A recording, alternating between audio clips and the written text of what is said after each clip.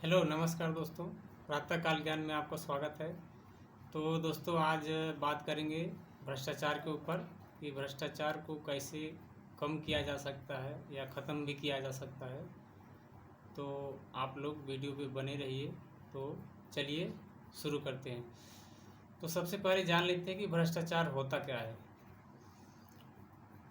किसी व्यक्ति के लिए किया गया कार्य जो उसके अहित में हो, अकल्याणकारी हो, गरीबी और अमीरी को बढ़ावा देता हो, तो वो भ्रष्टाचार की श्रेणी में आता है। इसे इंग्लिश में करप्शन भी कहते हैं। ये कई प्रकार से कि कई तरह का हो सकता है, कई रूपों में भी हो सकता है। तो चलिए शुरू करते हैं और देखते हैं कि यह किस तरह से देश को खोखला कर रहा है।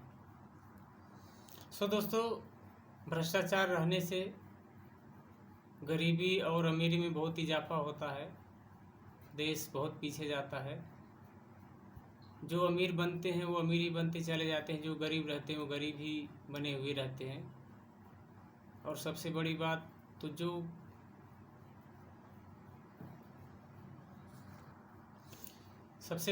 मालिक होता है, जिसके पैसे से देश की व्यवस्था चलती है, देश के हर गवर्नमेंट सर्विस वाले को पगार मिलती है, जिससे हर एक व्यवस्था चलती है, वही जब अपना कार्य करवाने के लिए किसी ऑफिस में जाता है तो उसको करप्शन से गुजरना पड़ता है, उसको शिकार होना पड़ता है किसी के चंगुल का, और उससे वो बच नहीं सकता क्योंकि करप्शन ऐसा फैला हुआ है। दोस्तों, मैं क्यों बता रहा हूँ आपको कि जो इस देश का जो मालिक है पब्लिक है, तो पब्लिक के ही पैसे से, उनके टैक्स से हर जगह पैसा जाता है, तो मालिक ही हुई। बाकी जो पब्लिक का काम करते हैं वो उनके सर्वेंट होते हैं। यह बात सही है, सच्ची है, लेकिन इसको अभी उनको बोले, किसी सरकारी अधिकारी को बोले या किसी को भी बोले तो उनको बुरा लगता है। वो ये बात स्वीकार नहीं कर सकते क्योंकि उनको बहुत बुरा लगता है। हालांकि वो सर्वेंट, पब्लिक सर्वेंट ही रहते हैं और पब्लिक के ही पैसे से उनकी पेमेंट होती है, और गवर्नमेंट के हर विभाग में पब्लिक के पैसे से ही होती है, और पब्लिक को ही आग दिखाते हैं वो। तो वो हिसाब से आप कुछ तरीकों को ध्यान में रखकर इस परेशानियों से थोड़ा बच भी सकते हैं। तो दोस्तों चलिए थोड़ा बताते हैं कि इसके बारे में क्या करना चाहिए कि जिससे सिस्टम थोड़ा बहुत सुधर सके। कुछ लोग वीडियो देखेंगे तो बोलेंगे साला कुछ तो खुद तो सुधरना ही होगा और वीडियो बनाने दुनिया को सुधारने चला है। तो दोस्तों ऐसी बात नहीं होती। हर एक आदमी के अंदर कुछ न कुछ खासियत होती है। जो खासियत होती है वो बताता है, जो बताता है वो करने की भी क्षमता रखता है, बशर्ते समय समय की बात होती है। तो हम आपको बताते हैं कि ये कैसे थोड़ा बहुत सिस्टम सुधर सकता है। तो इसमें सिस्टम ऐसा गवर्नमेंट को बनाना चाहिए, चाहे वो राज्य सरकार हो चाहे केंद्र सरकार हो, कुछ सिस्टम ऐसा बनाना चाहिए। जैसे अब मान लीजिए विद्यार्थियों का काम हो गया, किसी बच्चे जो इंटर हाई स्कूल या BA MA MCOM BCom MTech जो भी कर रहे हैं, उनके कागज़ पत्र जो बनाने का लफड़ा आता है ब्लॉक स्तर से, तहसील स्तर से, तो उनको बहुत चक्कर लगाने पड़ते हैं, कितने पैसे बर्बाद करने पड़ते हैं। तो अगर कोई ऐसा सिस्टम फिट किया जाए कि अप्लाई कर दीजिए, मोबाइल नंबर लिखवा दीजिए, नंबर वाइज सबको बुलाया जाएगा और समय के अंदर होगा काम। कुछ उनकी छुट्टियां भी जो अधिकारी लोग रहते हैं उनकी कम की जा सकती है, और इन बच्चों पर भी ध्यान दिया जा सकता है उनके कागज़ पत्र बनवाने पर, क्योंकि इनके काम के लिए जब इनको चक्कर लगा लगा के परेशान होना पड़ता है ऑफिस में, तो ये इनका जो है सब कुछ पीछे हो जाता है, उम्र भी निकल जाती है। तो इसमें ऐसा सिस्टम फिट करना चाहिए जिससे नंबर वाइज ही उनको नंबर लगा के चले जाएं और उनको नंबर वाइज फ़ोन करके बुलाया जाएगा और उनका काम किया जाएगा। नहीं तो फिर कोई ऐसा सिस्टम लगाया जाए जिससे पोस्ट द्वारा उनकी कॉपी को भेज दिया जाए। पोस्ट द्वारा जब भेजा जाएगा तो किसी को खाने का मौका नहीं मिलेगा, और नहीं तो फिर अगर कागज़ किसी अधिकारी के माध्यम से होकर गुजरता है तो वहाँ पे पक्का मान के चलिए कि लोग कुछ न कुछ व्यवस्था तो कर ही लेंगे खाने पीने का। तो कुछ ऐसा सिस्टम बनाना चाहिए। तो सिस्टम दोस्तों बहुत सी सरकारें कर भी रही हैं। अब मैं नाम क्या लूँगा, आपको जो मालूम ही होगा। बहुत सी सरकारें हैं, सब दिल्ली सरकार है, वो भी सिस्टम अच्छा बना रही है। अपनी योगी सरकार भी अच्छी है, वो करप्शन ख़त्म कर रही है योगी सरकार, केजरीवाल सरकार। तो योगी जी की भाई मुक्त सरकार है, दोनों सरकार अच्छी है। तो हमारे बोलने का मतलब ये नहीं है कि ये सरकार अच्छी है या वो सरकार बुरी है, दोनों भी सरकार अच्छी है। और इसी राज्य के सरकारों की तरफ बाकी के अन्य राज्य के सरकारों को भी कदम उठाना चाहिए अपने अपने राज्य में, जिससे करप्शन भी ख़त्म हो सके और भयमुक्त प्रदेश भी बन सके। सो दोस्तों, मैं बता रहा हूँ कि मैं अपनी बात खुद बता रहा हूँ कि कुछ दिन पहले मैं गया था अपने ब्लॉक पर, जहाँ पे सरकारी कारोबार होते हैं, परिवार रजिस्टर का नकल लेने। वहाँ भी इसी तरह का सिस्टम देखने को मिला। बहुत आहत हुआ मैं। 20 रुपये 50 रुपये से कुछ भी होता नहीं, लेकिन लोगों को ऐसा जाल में लोगों ने फंसाया हुआ है कि वो बगैर दिए होता ही नहीं काम। तो इसमें कमी कहाँ से है कि जब उच्च बड़े अधिकारी लोग, जब लीडर लोग हैं, वो अपने अपने विभाग का दौरा नहीं करते, कौन क्या कर रहा है, तो कहाँ से वो ख़त्म होगा। सबसे बड़ी बात तो ये। और हमारा परिवार रजिस्टर में नाम था, सबका नाम था, अभी भी है, लिखा हुआ है उसमें। और हमारे एड्रेस बताने के बावजूद भी वो उनको उस टाइम पैसे देने पड़े थे। ज़्यादा दिन की बात नहीं है, 2-3 साल हो गए। तो हमारा नाम उसमें दर्ज था और न उसका एक लिख करके सबका ब्यौरा एक मेरे को नकल होना था, उतना बना के दिया। और भाई उसका जो प्रसाद था वो तो देना ही पड़ा। अब मजबूरी में क्या करेंगे, या तो झगड़े करो, नहीं तो भाई फिर मैं सोचा यार कि इसका क्या निपटारा हो सकता है। फिर बार बार बहुत जगह पे ऐसा ख्याल आते रहता है, हर जगह सिस्टम कैसा सुधरेगा, क्या होगा। हालांकि ये हमारी अकेले की परेशानी नहीं है, दुनिया में, भारत में बहुत से युवा ऐसे सोचते होंगे। और दूसरी बात, वो तो खैर छोटी बात थी। और बड़े बड़े लफड़े करके ये लोग बैठते हैं, सरकारी अधिकारी लोग। खेती बाड़ी में तहसील पे जो खेती बाड़ी का जो ब्यौरा रहता है, तहसीलदार हो गए, लेखपाल हो गए, ये लोग भी किसानों के खेती बाड़ी में भी बहुत बड़े बड़े लफड़े करके रखते। किसका भी नाम कभी भी उड़ा देंगे, किसका नाम दर्ज ही नहीं करेंगे, किसका कुछ भी कर देंगे। तो इससे क्या रहता है, आदमी जो किसान रहता है वो सीधा साधा वो टेंशन में आ जाता है। और मैं दूसरी बात क्या बताऊं, हमारे खुद घर का ही ऐसे ही होने वाला है। कुछ साल पहले हमारी माता जी के नाम से रजिस्ट्री हुआ था, तो 6-7 साल हो गए। अब वो खारिज दाखिल एक प्रोसेस होता है, तो दाखिल हो गया है, खारिज नहीं हुआ, और उसके लिए हम उसको बार बार लेटर दे रहे, बार बार उसके पास जा रहे, जिससे बैनामा कराए थे उसके पास भी गए।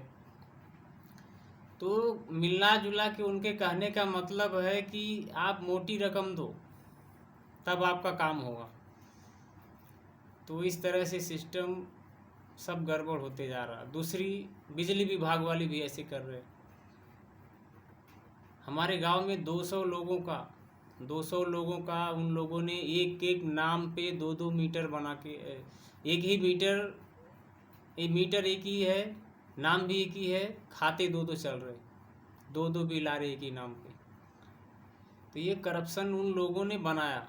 जब 1 मीटर पहले लिया गया, उस पर दोबारा पहले कनेक्शन लिया गया, उस पर जब आप दोबारा मीटर बिठाए तो वो मीटर उसी नाम के आदमी के ऊपर सेट करना चाहिए थे ना। जब पहले कनेक्शन लिया हुआ है उसका नाम क्या था, जब मीटर लगाए वही नाम उस मीटर पे सेट करना चाहिए।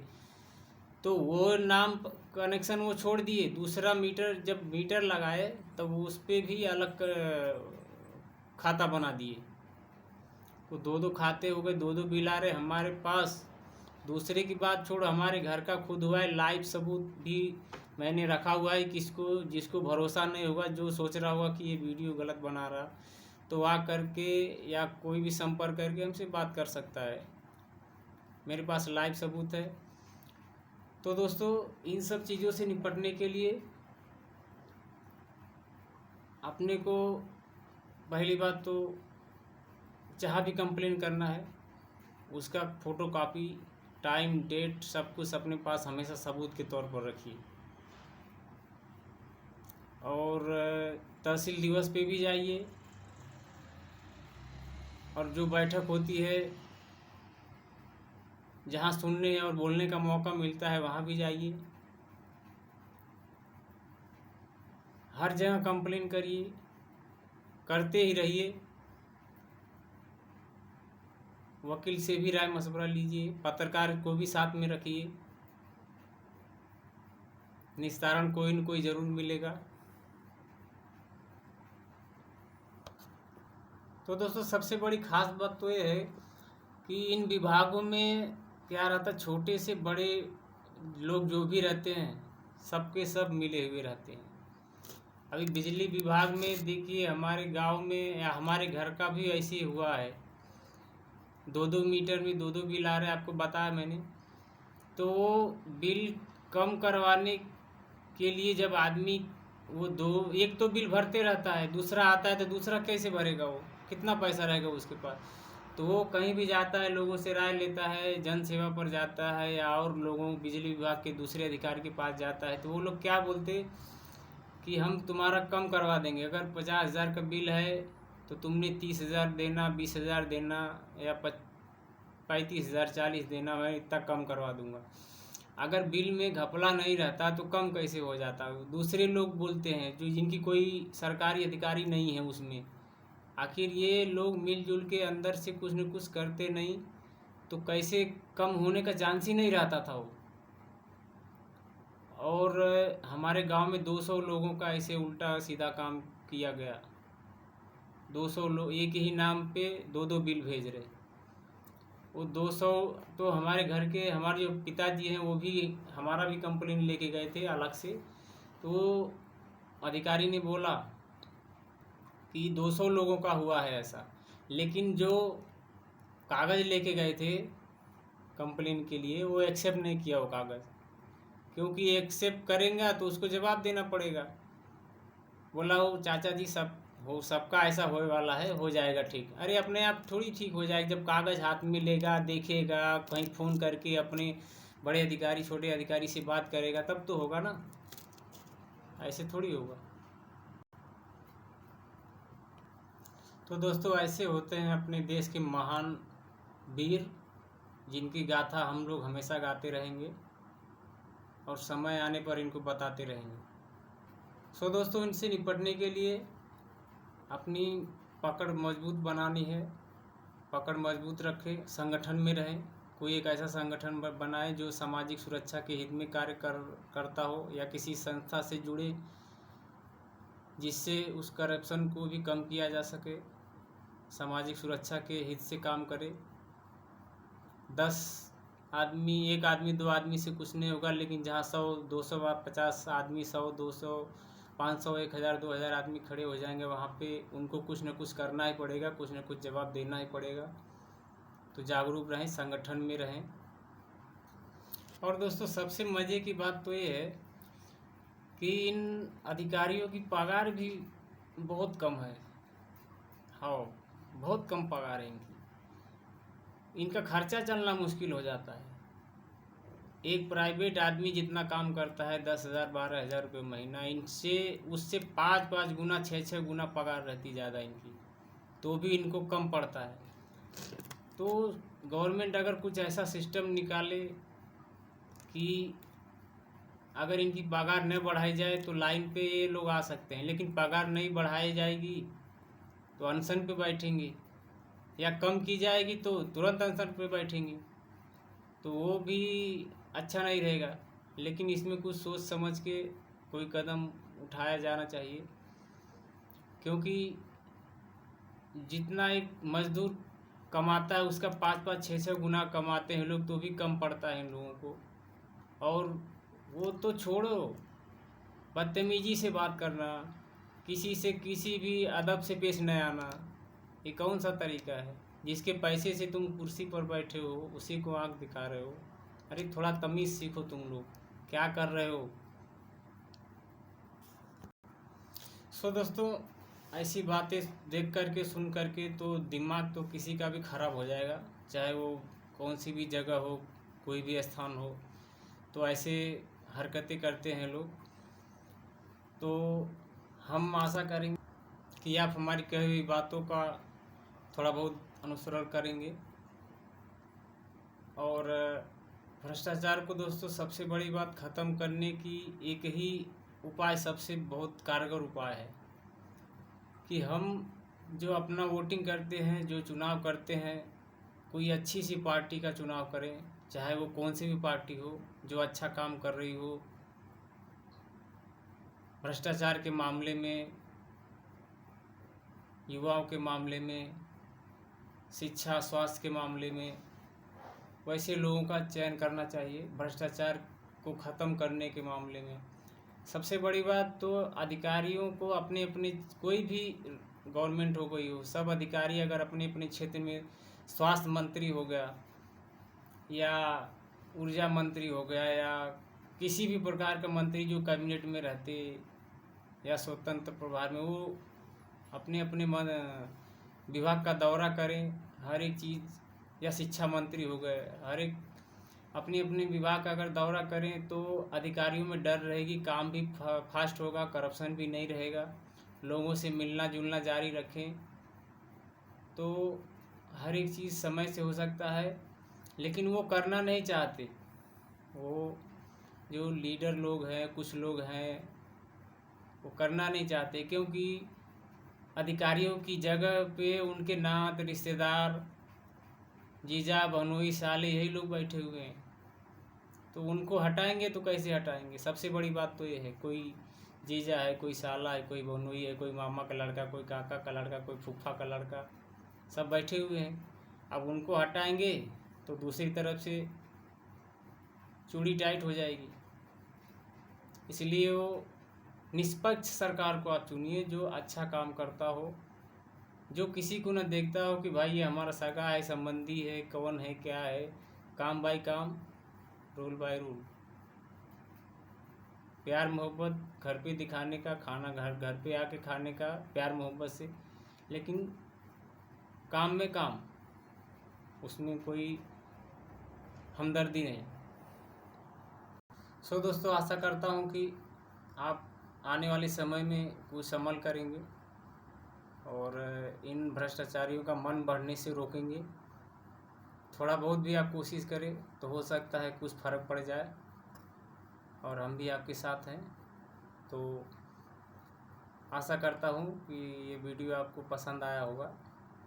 एक काम करने वाला मज़दूर हूँ, आपके लिए वीडियो बनाया, आप देखो और कमेंट भी करो, लाइक भी करो, चैनल सब्सक्राइब करो, ताकि ऐसे वीडियो मैं आपके लिए आगे भी लाता रहूं, एक से एक। मैंने एक लिस्ट भी तैयार की है,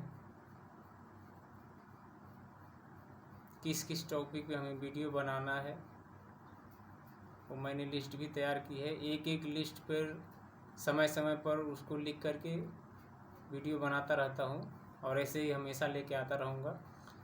तो अब चलिए विदा लेते हैं। नमस्ते, जय हिंद, जय भारत।